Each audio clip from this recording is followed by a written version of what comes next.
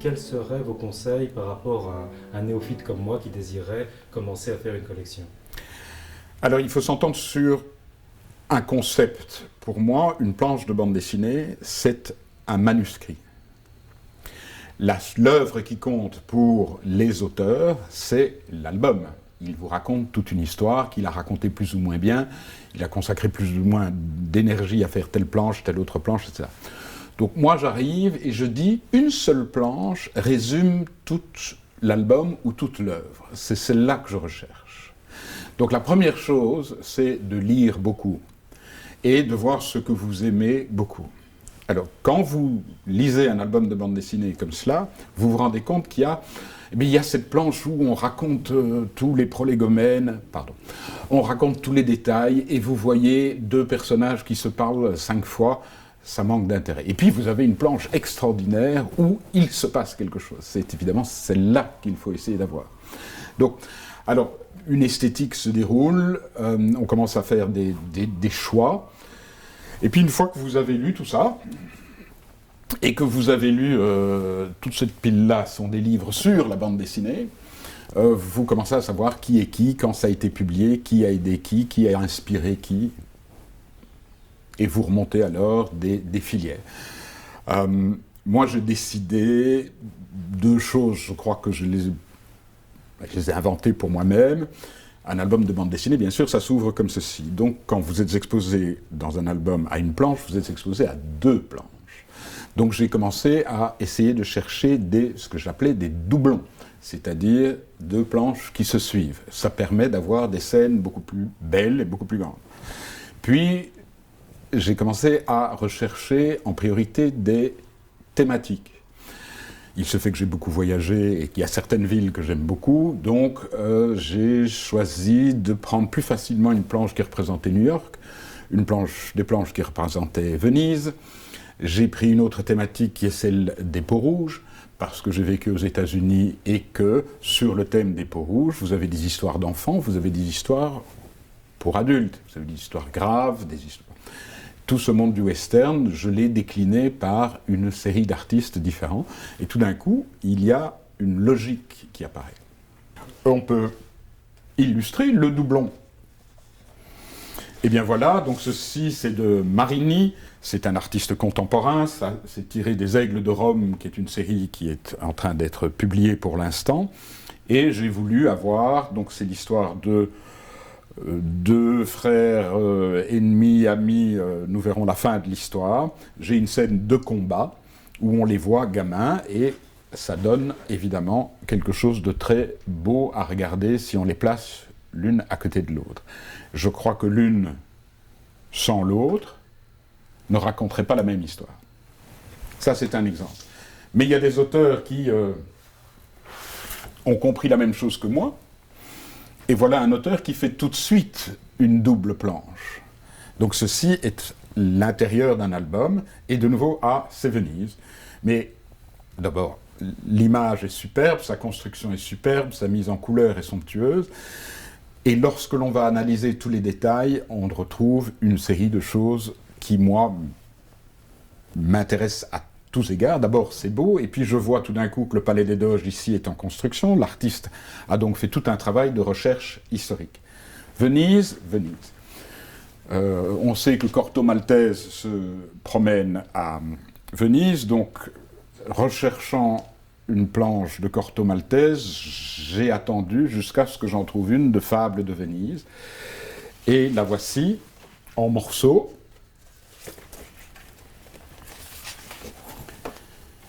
Et mon amour des livres normaux de la littérature est encore renforcé parce que dans ce premier strip, ce personnage est D'Annunzio, le grand poète italien des années 20-30.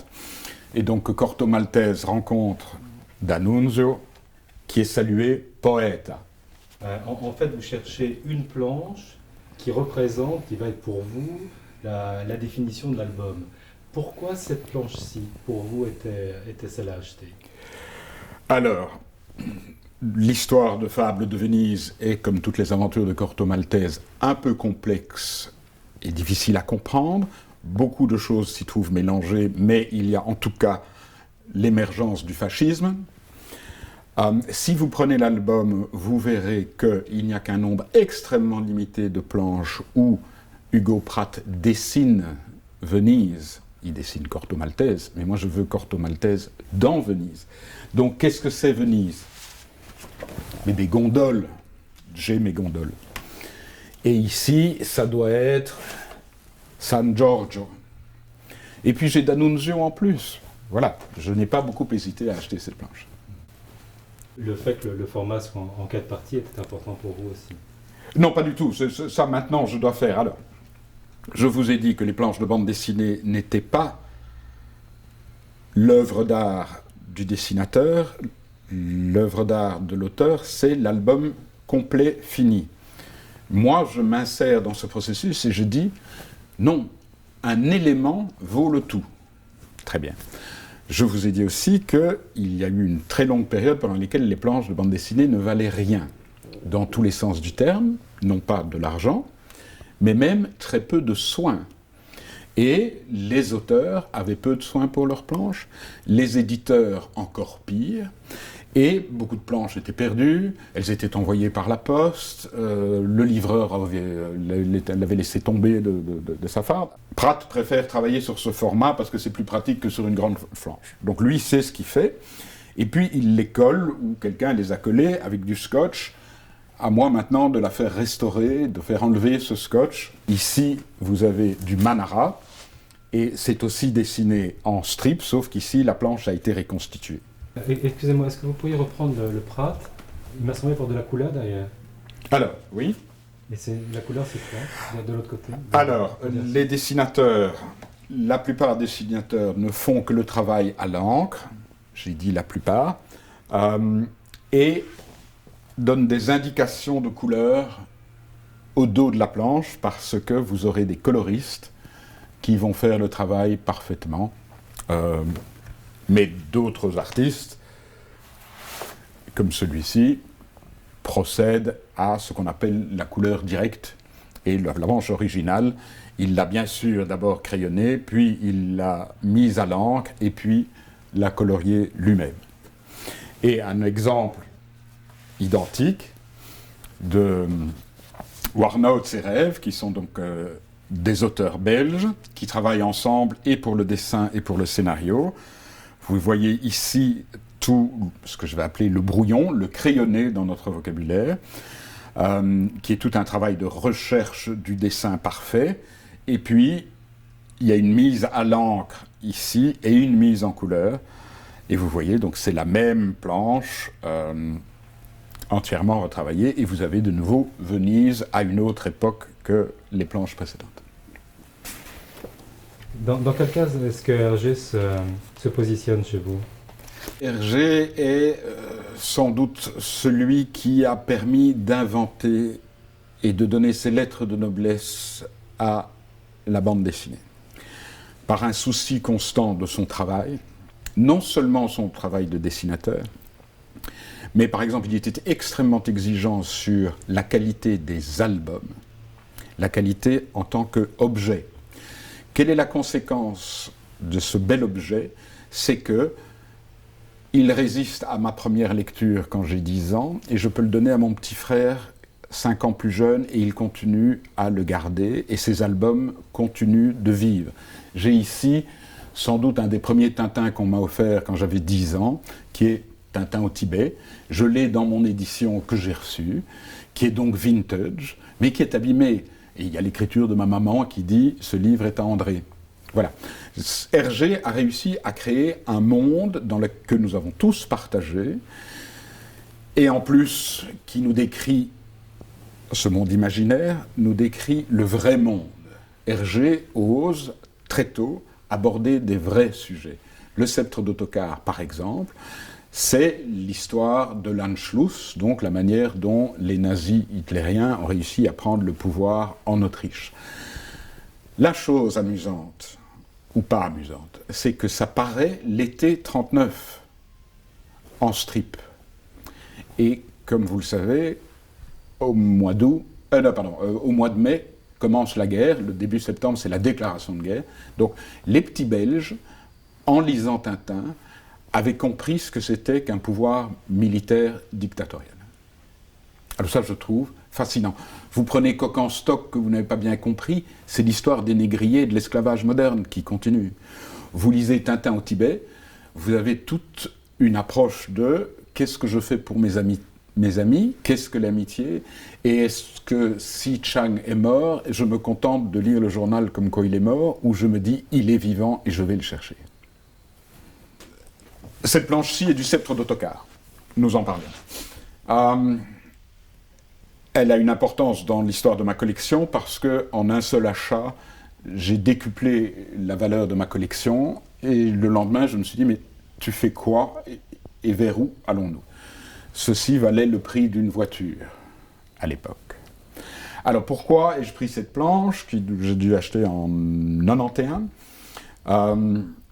Il y en avait 5 ou 6 à vendre, à la même vente. J'ai pris celle-ci, pourquoi? Ça s'appelle donc le sceptre d'Ottokar. Ça tombe bien, le sceptre est ici, et c'est la première phrase, victoire, le sceptre est à nous. Et puis, vous avez ce sceptre qui est absolument partout dans la poche de Tintin. Bien. Vous savez que c'est le combat entre la Sildavie et la bordurie, les bordures étant les mauvais. Vous avez le poste frontière qui est bien là, vous savez où vous êtes. Hergé nous raconte des histoires, évidemment imaginaires, mais veut me dire que c'est une histoire vraie. La preuve que c'est vrai, c'est que voici les documents officiels par lesquels les méchants lancent la tentative de coup d'État. Et puis, vous arrivez, Tintin essaye de trouver de l'aide, manque de peau, il choisit le mauvais côté et il arrive chez les bordures. Un poste frontière bordure. Donc le texte dit tout. En plus, j'ai Tintin à toutes les pages, à toutes les cases ou à peu près. J'ai Milou à toutes les cases à peu près. Et en plus, je sais qu'à cette époque, Hergé travaille tout seul. Donc tout a été fait par lui. Une autre planche qui, sur un autre plan, a beaucoup d'importance pour moi, est ce crayonné. Alors là, il faut vraiment aller dans les détails. C'est un crayonné de Tintin au Tibet. Hergé, c'est ce qu'il raconte dans Tintin au Tibet. Il veut vous mettre en présence du Yéti, mais il ne veut pas vous le montrer. Et si vous prenez l'album, vous regarderez qu'il n'y a que 7 planches où le Yéti apparaît. Et si vous cherchez une planche où il a le Yéti, Chang, le capitaine Haddock et Tintin, il n'y en a que 2. Donc c'est celle-là que j'essayais de trouver. Le bonheur a fait que je l'ai trouvé. Alors, je n'ai pas cité Milou, parce que sur le crayonné, Milou est juste une petite boule ici, mais tout le monde y est. Et vous avez ici la signature d'Hergé, et vous voyez que la formule qu'il utilise, c'est bien un cadeau qu'il a fait à quelqu'un. Donc, un cadeau pour un livre sur l'amitié, voilà, la logique est complète. J'ai trouvé l'ensemble, je ne sais même plus où, ça traînait quelque part parce que ça n'intéresse personne, et j'ai trouvé que c'était une leçon en comment fait-on une planche de bande dessinée. Une fois de plus, vous voyez que c'est pas très propre. Il travaille aussi sur 2 feuilles de papier qu'on a collées ensemble.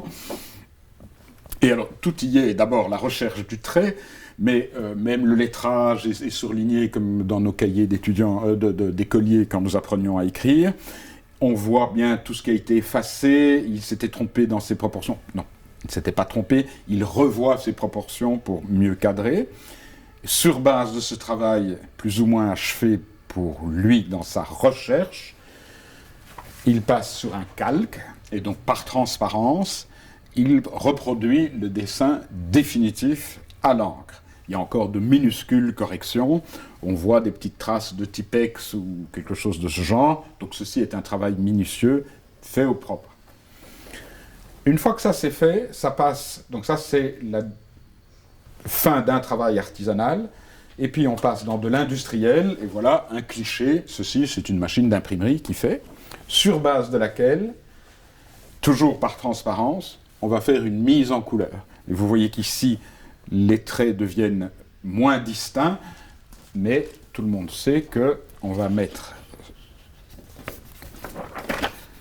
le cliché d'imprimerie sur le dessin, et tout d'un coup, on a de quoi fabriquer l'album.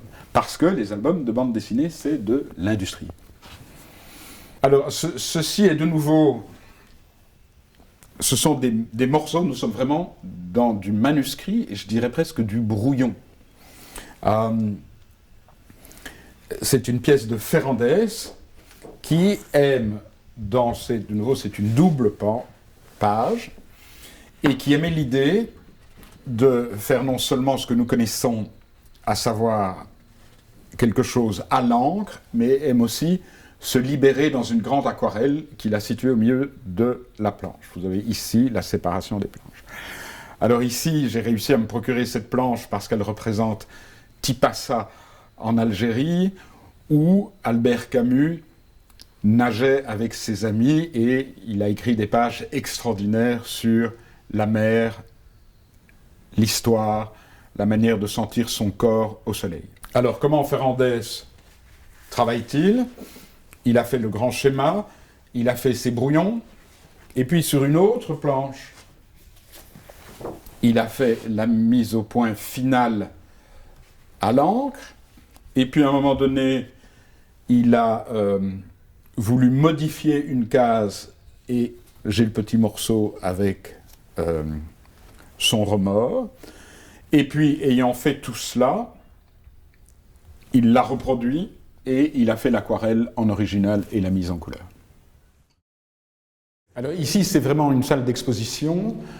J'ai décidé que ma collection était visible, je reçois volontiers des amis, j'expose certaines planches, c'est un endroit privé, mais on les voit mieux comme ceci, parce que ce qui est privé ne doit pas être exclusif. Mais quand je veux vraiment rêver, je vais dans ma cave et j'ouvre mes grands tiroirs d'architecte et je sors les planches.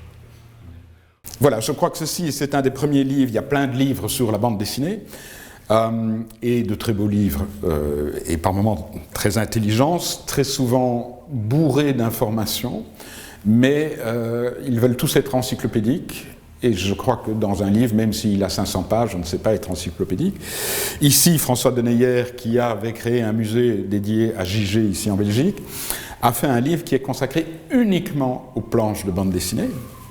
Donc, il ne va plus vous raconter l'histoire de chaque album, et donnant une énorme importance à l'iconographie, il va raconter toute l'invention de ce monde, l'émergence de ce monde, quand nous étions encore dans des petits magasins dans le bas de la ville, ou à droite et à gauche, et que l'ensemble des collectionneurs étaient de 20 à 50 personnes qui tous se connaissaient, jusqu'aux grandes ventes actuelles chez Christie's et Sotheby's. Voilà, donc ça c'est une planche de Baden-Powell de Gigé. Gigé travaillait sur quasi n'importe quoi comme papier, et par moments, donc ici c'est vraiment découpé, je ne sais pas où il a été cherché, ce n'est pas du papier à dessin. Il y a plein de petites annotations, vous voyez qu'on a utilisé du papier collant plastique. Ici nous sommes dans la version néerlandaise, donc on a collé la traduction en néerlandais sur l'original qui parlait français. Et cela ne nuit en rien, les conditions de travail de Gigé ne nuisent en rien à la qualité de son dessin. Et si vous regardez la qualité des ancrages, alors que c'est sur un papier de basse qualité, tout est mis en ordre parfaitement. Et alors ici, toujours le même album, mais c'est un carton. C'est un gros carton qui vient, il a dû arracher une caisse, et puis il a commencé à travailler. Et là, vous voyez toutes les notes ici des éditeurs ou des imprimeurs. Bon, ceci est sans doute sorti dans le numéro 29A du 5 mai, je devrais aller vérifier quelle année. Et voilà notre Gigé qui travaille avec la même aisance et la même qualité sur deux choses totalement différentes. Ceci est donc un dessin de Cuvelier sur un scénario de Jean Van Hamme, et c'est Époxy. Nous sommes dans le post-68, et c'est le premier album érotique, pas cochon, érotique, qui est fait par deux très grands auteurs. Cuvelier, tout le monde le connaît depuis toujours avec sa série Corentin. Il avait une certaine aisance pour les nus, et il a Et Jean Van Hamme était déjà un scénariste extrêmement connu avec une œuvre fabuleuse et qui écrit un scénario qui tient debout. Et un peu, ça correspond à l'époque de lui, le magazine de l'homme moderne, et il a inventé toute une histoire teintée de mythologie. Et cette scène est assez plaisante à regarder. Voici une planche que j'ai pu acquérir il y a très peu de temps pour pas très cher, dont j'ai admiré la structure et sur le plan des horizontales des cases. Ah oui, toutes les histoires de planches de bande dessinée, c'est toujours des horizontales. Sauf que regardez la manière dont il insère un visage ici en pure verticale, avec une minuscule tache, il vient d'y avoir un rouge, il vient d'y avoir un massacre, c'est du sang évidemment. Et ce jeu du vert, de ce visage en gros plan, de cette strip rouge, je trouve est une magnifique. Alors ici, nous sommes de nouveau avec J.G. J.G. à un certain moment dans Pilote faisait un commentaire de l'actualité. Et ceci représente, juste avant la visite historique de Richard Nixon à Mao Tse-tung, et ceci est un fait, Richard Nixon a invité André Malraux, qui a beaucoup écrit sur la Chine et qui avait rencontré Mao Tse-tung, à venir lui rendre visite. À ce moment-là, André Malraux était en pleine possession de tous ses moyens intellectuels et il était très intelligent, mais il était affligé d'un tas de tics nerveux suite à une maladie qui lui faisait faire des grimaces que J.G. a utilisées abondamment et atrocement. Et on voit Malraux, au fur et à mesure du débat, qui s'entortille et qui devient un nœud de tics. Et puis on voit Nixon qui prend sa valise et qui va voir Mao et qui lui parle avec les mêmes tics que Malraux. Alors ça, cette planche, si vous la regardez de près, vous verrez que de nouveau, J.G. a découpé des tas de petits morceaux de carton et puis les a reconstitués en une planche. Cette planche est parue donc dans Pilote en 1973, a été reproduite une fois dans une biographie extrêmement sérieuse de Malraux par Jean Lacouture.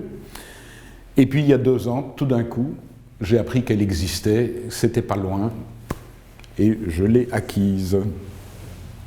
Vous êtes administrateur de plusieurs maisons d'édition, vous étiez diplomate, vous avez écrit un roman, un essai sur Jefferson, je crois que vous êtes administrateur de la Procure, si mes souvenirs sont bons. Quelle est l'importance du livre dans votre vie ? Vous avez donné la réponse, tout est dans le livre. Je ne sais pourquoi je suis tombé amoureux des livres et je les aime passionnément. Donc ici se trouve le cœur nucléaire de ma passion pour la littérature française et les livres sont rangés par leur proximité à mes sentiments et non pas par l'intelligence des textes. Il y a beaucoup d'anciens, il y a des modernes, il y a des livres qui sont parus il y a quelques semaines. Et du coup, forcément, je vous ai dit que cet amour des livres avait conquis les bandes dessinées, et puis à force, je me suis décidé d'en écrire un moi-même. Donc oui, j'adore ce monde, et le hasard a fait que dans mon histoire personnelle, j'ai pu creuser toujours plus loin.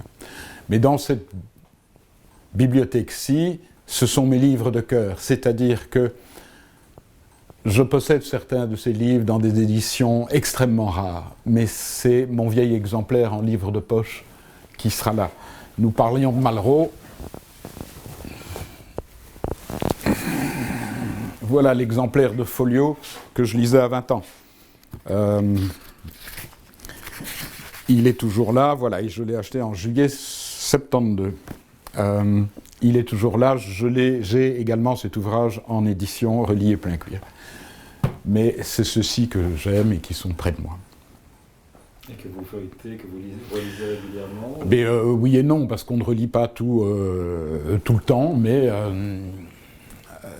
c'est une question de proximité, comme des talismans.